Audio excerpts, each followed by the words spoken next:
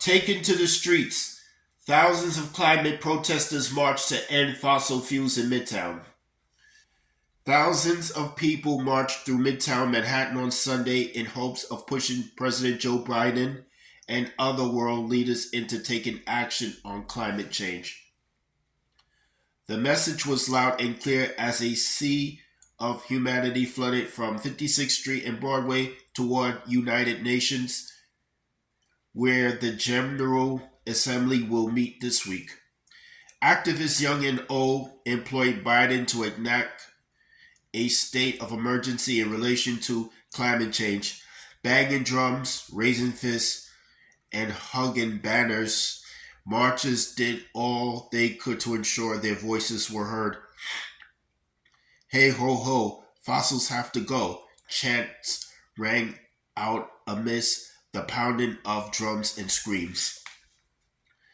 Activists specifically call for American leaders to stop the use of oil and gas said to be causing the most damage to environment by denying approvals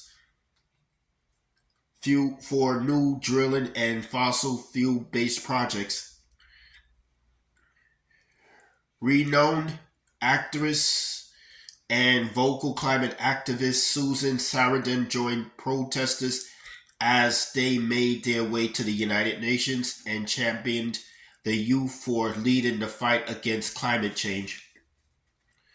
All of this energy is what's being bought, especially by the youth. Look at these kids, Sarandon said. Yes, give them a hand of applause because they have the energy. It is their future that's on the line, and they are not Democrats. They are not Republicans. They are independent people who go for what needs to be fixed and are not slaves to any party and are going to create the world that we need. And they know what's going on much more than I did when I was getting arrested at your age. Ending at 51st Street and First Avenue in the shadow of the United Nations, protesters gathered around a stage erected in the middle of the roadway that housed musical performances and speeches demanding immediate and decisive action. Speakers included U.S. Representative Alexandria Ocasio Cortez, UNICEF Goodwill Ambassador Vanessa Nakate, founder of the Vessel Project, Rashida Ozen, Secretary Treasurer of Teamster Local 808, Christopher Silvera, and others. I'm so honored to be here today, shoulder to shoulder with you all, because we are all here for the same purpose to protect the planet, the people, and make sure that we end fossil fuels across the globe. Ocasio Cortez said. Most importantly, I want to thank each and every one of you for being here and for showing up in force. It means something when people say, oh, we're thinking 5,000 or 10,000 people are going to be here, and 50,000 to 70,000 people show up. We need urgency on this issue right now. Right now, AOC added. And the way that we create urgency on the issue of climate is when we have people all across the world in the streets.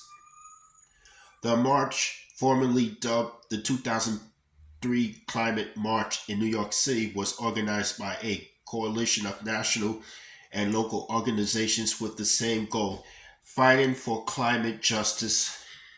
Participating organizations included the Center of Biological Diversity, Center for Popular Democracy, Climate Organization Hub, Food and Water Watch, Fridays for Future USA in New York City, Earthworks, Green Faith, Indigenous Environment Network, New York Communities for Change Oil Change International and Oil and Gas Action Network, and others. Nobel Peace Prize winner Robert Kronis with the New York campaign to abolish nuclear weapons declared that nuclear power as a renewable energy source is not the solution. For what we know now, for what we know, all of the new nuclear plants that are coming that they would like to bring, they still have the same problems.